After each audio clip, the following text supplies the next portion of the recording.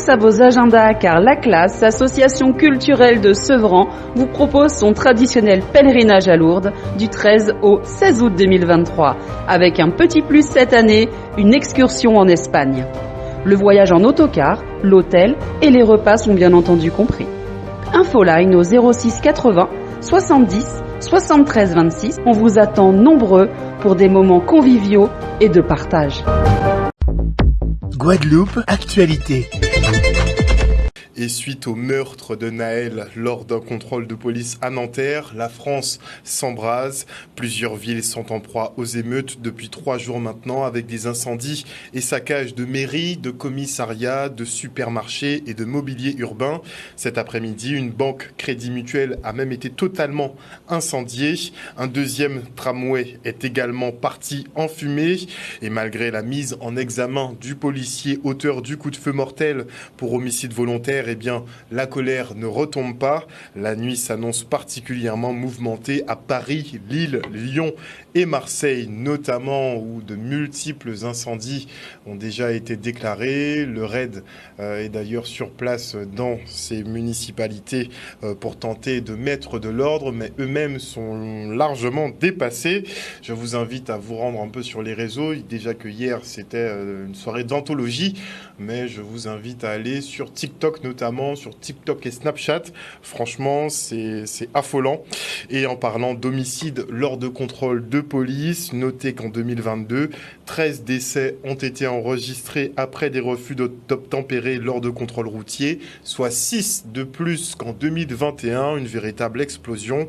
5 policiers ont été mis en examen dans ces dossiers, les autres ayant été libérés sans poursuite à ce stade. Et pour rappel, en fait, c'est depuis une loi de 2017 que les forces de l'ordre peuvent tirer sur un véhicule qui n'obtempère pas à l'ordre d'arrêt et dont les occupants sont susceptibles de perpétrer dans leur fuite des atteintes à leur vie ou à leur intégrité physique ou à celle d'autrui. Ce qui ne semble pas être le cas pour effectivement Naël. Et par extension, on peut même aller effectivement jusqu'à l'affaire de Claude Jean-Pierre qui effectivement n'a toujours pas trouvé d'écho, on va dire, satisfaisant auprès de la justice, même si les enfants de Claude Jean-Pierre, dont Fatia Al-Kabelar, va être auditionné le 4 juillet prochain au tribunal de Pointe-à-Pitre. Et les présidents des 2 collectivités majeures s'expriment sur la tenue prochaine du Conseil interministériel des Outre-mer, le SIOM. Et s'ils ne sont pas conviés, ils se préparent à restituer tout de même les travaux réalisés lors du dernier congrès, comme la nouvelle carte d'intercommunalité, un gros enjeu. On fait le point avec Guy Losbar et Harry Chalus. Nous savions déjà que le SIOM, c'est pour les politiques publiques. Nous le savions déjà, donc on ne peut pas être déçus. La seule chose, c'est que le Congrès a voté pour que dans les 6 mois, nous puissions proposer quelle collectivité, proposer la nouvelle carte de l'intercommunalité et quelles sont les compétences que nous voulons, où nous pourrons avoir beaucoup plus de marge de manœuvre. Dès le lendemain du SIOM, du Congrès, j'ai eu l'occasion de réunir les universitaires, les intellectuels, nos juristes, nos économistes pour qu'ils soient imprégnés, puissent commencer à travailler. La commission a donc continué à travailler. Nous avons défini 7 thèmes où les élus se sont positionnés et pour que d'ici 6 mois, nous puissions avoir le rendu et que par rapport et faire une véritable proposition à la population. Mais nous le savions que le SIOM n'était pas sur ce domaine. On oublie certaines choses. On a aujourd'hui une conférence territoriale de l'action publique, la CTAP, qui permet de faire énormément de choses pour rendre et donner une bonne politique publique aux Guadeloupéens. Et je vais bientôt, je pense, réunir la CTAP. Cela veut dire que nous allons continuer à travailler sur tout le travail que nous avons déjà fait et nous allons prendre des mesures par la suite. Ce qui est important pour moi, c'est répondre à l'attente des Guadeloupéens, SIOM ou pas SIOM, institution ou pas institution, statut ou pas statut. Un reportage signé Olivier Félix. Et on se rend maintenant au conseil départemental où les élus ont adopté aujourd'hui le compte administratif à l'unanimité. Déjà, c'est une très grande satisfaction et je félicite un peu tout le monde. Il est vrai que pour pouvoir satisfaire aux ambitions et aux objectifs que nous avons, il faut une situation financière saine. Et ma très grande satisfaction, c'est que nous ayons ce compte administratif avec un excédent de 29 millions, mais avec d'autres marges de manœuvre Donc, ce qui nous permettra d'agir sur l'amélioration de l'habitat. J'ai eu l'occasion de dire, on souhaite augmenter le budget consacré. En termes d'insertion également, les différents contrats pays que nous signons avec les communes pour que toutes ces ambitions soient réalisées. Donc, ce résultat, mais au-delà de ce résultat, ce qu'il faut surtout souligner, c'est les bons ratios d'endettement qui nous permettent de pouvoir emprunter si c'est nécessaire et d'être en capacité de rembourser ces emprunts. Nous avons défini des travaux dans le cadre de plans de mandature. Je citerai par exemple la maison de l'handicap, la maison de la culture. Nous venons de discuter de notre contribution à l'avenue Saint-Éloi, également le boulevard Légitimus. Et aussi en matière culturelle, nous avons dit que la culture doit être le marqueur de notre mandature dans l'amélioration de l'habitat. Aujourd'hui, le budget qui est consacré de l'ordre d'1,5 million, nous voulons pratiquement multiplier par au moins 6-8 ce budget pour que nous puissions atteindre des niveaux extrêmes en termes de solidarité avec notre population, pour que nous ayons le maximum de personnes en situation délicate qui soient accompagnées. Le département plénière a validé à l'unanimité les résolutions du Congrès. Donc là aussi, c'est une satisfaction et qui nous permet en toute sérénité d'aborder ces 6 mois qui devront permettre d'avoir ce congrès décisionnel qui sera le prochain. Une interview signée Charlie Dagonia. Et on enchaîne avec une signature de charte de territoire entre la ville de Bouillante et le parc national. Loin d'être une nouveauté, il s'agit pour les 2 entités de contractualiser un partenariat qui fonctionne déjà depuis 2015. De quoi poursuivre les travaux pour renforcer l'attractivité de cette collectivité tout en préservant l'environnement. Le reste en images. Très important. D'abord, ça prouve qu'au niveau du parc national, on progresse. Et deuxième motif de satisfaction, ça fait 30 ans qu'on attendait pour pouvoir signer avec la ville de Bouillante. Et je trouve cela formidable. Donc je tenais à saluer et à exprimer ma joie aujourd'hui d'être à Bouillante, à côté du maire de Bouillante, M. Abelli, et dans l'ensemble de son bureau municipal pour signer cette charte, cette convention d'application de la charte. Cette signature n'est qu'une officialisation de partenariat que nous menons avec le parc depuis 2015. Le parc ramène un centre d'opération autour des îles et Pigeons, sans qu'on ait eu à signer sans que cette convention ait eu à être signée. Donc c'est l'officialisation de partenariat et j'espère en tout cas qu'en signant cette convention aujourd'hui, on ira encore plus loin sur les moyens qui seront déployés sur le territoire de Bouillante pour non seulement préserver notre biodiversité, mais pour renforcer aussi l'attractivité de notre territoire. Parce que je rappelle que Bouillante, de par les atouts dont elle dispose, atouts maritimes, atouts terrestres, atouts au niveau de la montagne, il faut qu'on arrive à capitaliser un maximum de labels pour notre territoire, de manière à renforcer l'attractivité pour notre développement économique et notre développement touristique. C'est la particularité de Bouillante d'avoir ce cœur terrestre, mais aussi un cœur marin avec les îles et Pigeons. Alors on s'est dit, tant qu'à faire, Bouillante est vraiment bien placé et est un fort contributeur au parc national et on ne peut pas avoir le parc sans Bouillante. Et donc il était nécessaire et l'intelligence humaine a fait que nous avons signé cette charte aujourd'hui qui est un moment historique dans la vie du parc national et je salue encore une fois le courage, l'abnégation et l'ambition qui est portée par le maire de Bouillante pour tout ce qui concerne l'écologie, pour tout ce qui concerne le développement durable de son territoire. Et on sait qu'en termes de tourisme, Bouillante fait partie des secteurs, des territoires d'avenir avec des hotspots, qu'ils soient marins ou qu'ils soient aussi terrestres, et aussi des hotspots en matière d'énergie renouvelable. Forcément, il y a eu des concessions de fait de part et d'autre. Et donc, c'est normal qu'aujourd'hui, des acteurs économiques qui ont fait des concessions, qui ont compris, le parc qui a compris aussi qu'il fallait faire des concessions et revoir les méthodes de discussion et d'échange, soient présents pour confirmer qu'effectivement, on ne se trompe pas, que la relation est apaisée entre Bouillante et le parc et qu'on peut continuer le travail que nous avons commencé depuis 2015. Le fruit de pin était au menu des écoles de la ville de Goyave aujourd'hui. En salade avec morue en entrée et en gratin pour le plat. En tout cas, il a ravi les papilles de nos tout-petits qui devraient en manger plus souvent. On attend effectivement que nos productions locales soient plus souvent dans les menus de nos enfants. Regardez. C'était très important pour nous, au sein de la ville, de mettre en place cette journée qui s'oriente vers la découverte du fruit à pain, puisque le fruit à pain, on le connaît, Voilà, mais les enfants, ils sont amenés à le découvrir et c'est ce qu'on souhaite soulever aujourd'hui. C'est très important parce que c'est un produit du terroir et puis c'est la production locale et c'est le but qui est mis en avant par le président Losbao. Donc les enfants doivent pouvoir découvrir ce produit qu'est le fruit à pain. Ça fait partie du territoire, donc aujourd'hui à Goyave et sur toutes les communes, nous assurons afin que ce plat soit présenté aux enfants et qu'ils s'habituent, qu'ils puissent s'approprier ce produit local qu'est le fruit à pain, avec l'association Nouvelle Voie, bien entendu. Cette année du fruit à pain est ponctuée par une série d'actions. Cette action d'aujourd'hui fait partie justement du programme de l'année du fruit à pain. Nous servons aujourd'hui, il y a une entrée fruit à pain, salade de fruit à pain avec de la morue, chiquetaille de morue.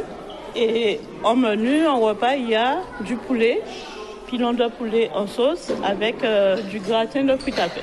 La production locale, on doit pouvoir s'en aguerrir et surtout cette jeune génération, il faut qu'ils découvrent parce que nous sommes, comme je l'ai dit, nous sommes un peu européanisés et avec tous les produits de l'Europe, de la France, on a tendance à oublier nos produits locaux à nous. Le fruit à pain est déjà identifié comme produit pour subvenir à la faim dans le monde. C'est important. On ne s'imagine pas l'intérêt, l'importance que possède le fruit à pain.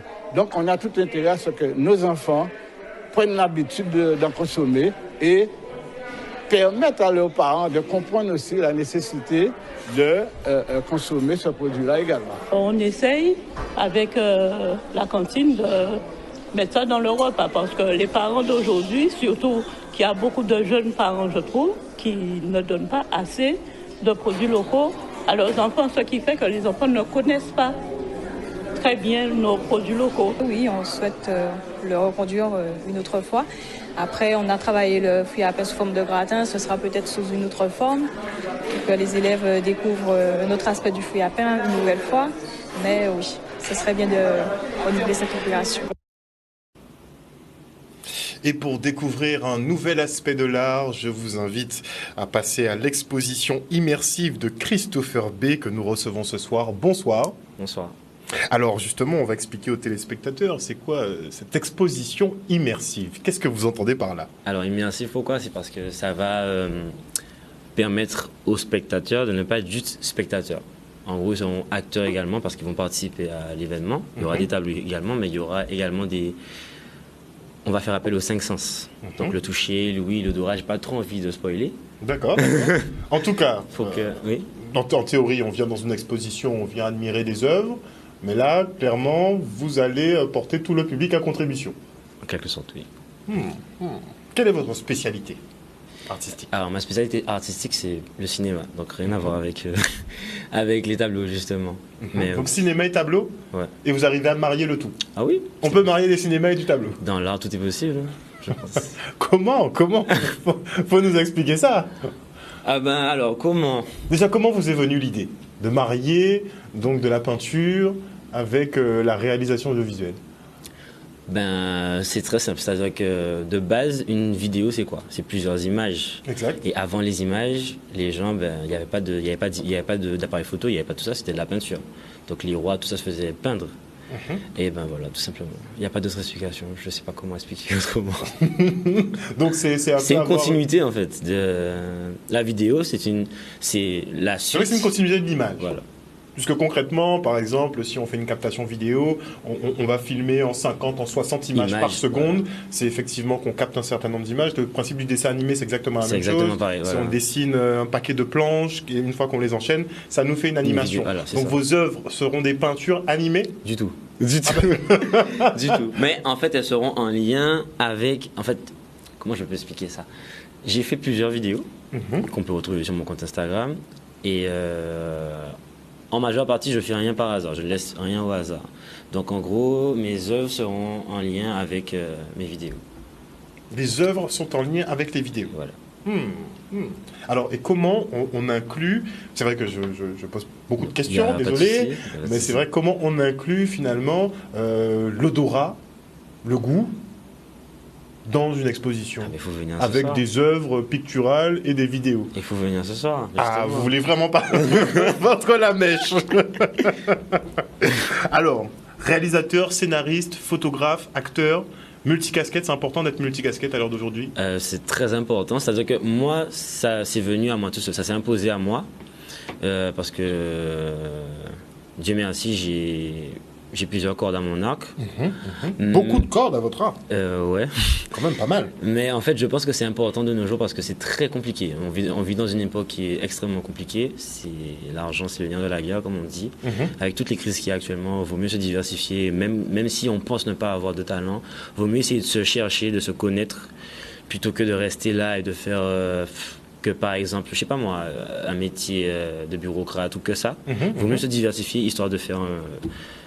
On peut être dans un bureau et cultiver aussi quand on n'est pas dans le bureau, par exemple. Totalement. Mon père est professeur, c'est pas pour autant qu'il n'a pas son goyavier, qui vend des goyaves, des trucs comme ça. Voilà.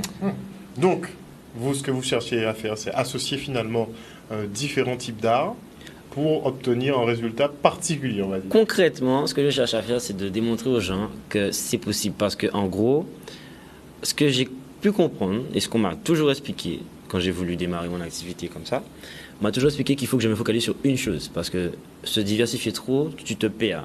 Effectivement, ça peut être vrai, mais c'est pas forcément vrai.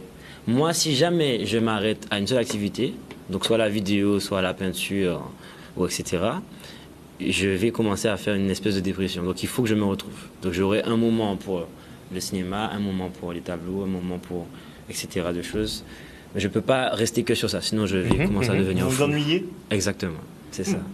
Donc en fait, je pense que c'est très important de ne pas d'écouter son cœur déjà et de ne pas se focaliser que sur quelque chose en fait. Est-ce qu'on peut dire que vous avez essayé de faire une exposition justement qui ne soit pas ennuyante? Ah oui, c'est exactement ça. Parce qu'on sent que... Mais c'est pas bien de dire ça non plus, parce qu'en soi... Mais en fait, on sait que bon, les expositions, c'est assez statique. On déambule devant des œuvres, on se pose, c'est assez tranquille, c'est assez posé. Mais là, visiblement, j'ai l'impression que vous voulez faire un peu bouger tout le monde. Oui. Participer les gens, voilà, c'est ça. En tout cas, dans tous les cas. Alors, elle s'appelle Manier, l'exposition. Pourquoi Manier? Manier parce qu'on peut toucher. On peut toucher. On pourra toucher.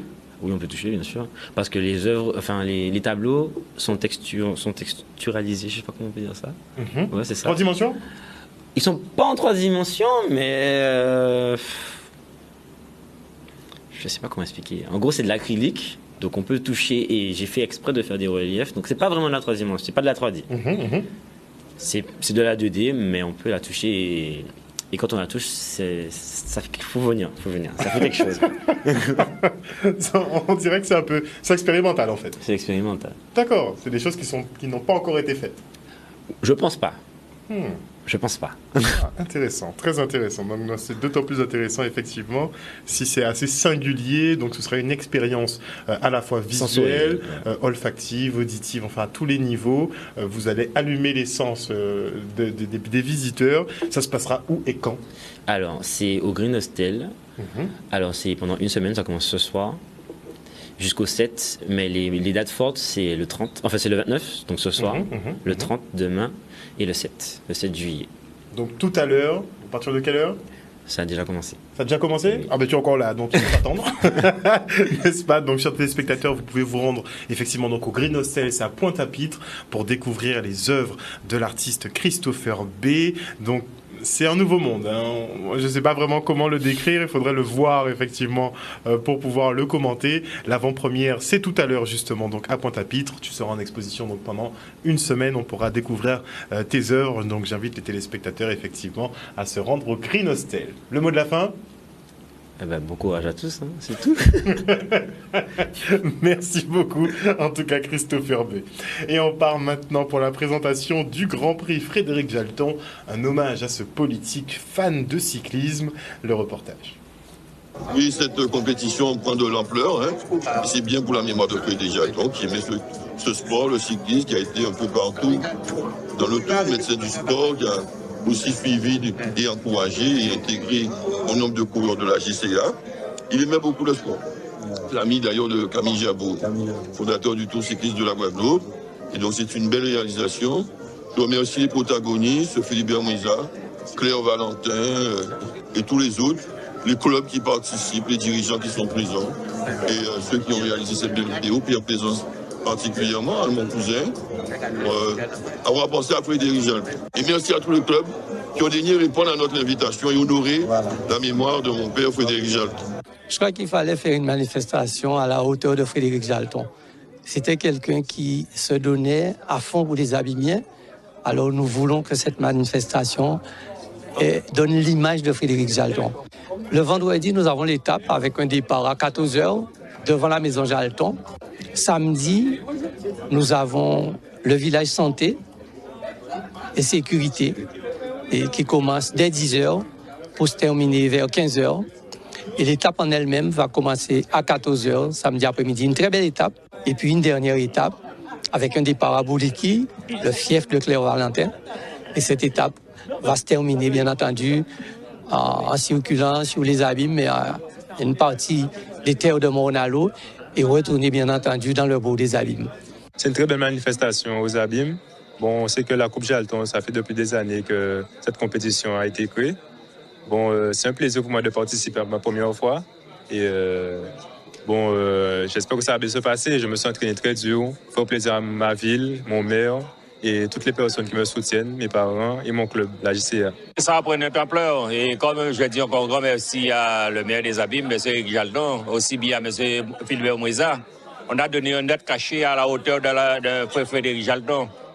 Et j'espère que les cyclistes sont à la hauteur, puisque c'est une belle course que nous organisons. Il va avoir la moyenne, on espère. Et ils vont aussi faire l'effort pour terminer la course. Outremernews.fr, le site de l'actualité Outre-mer, 24 heures sur 24 et 7 jours sur 7. Retrouvez la chaîne Outremer News sur YouTube.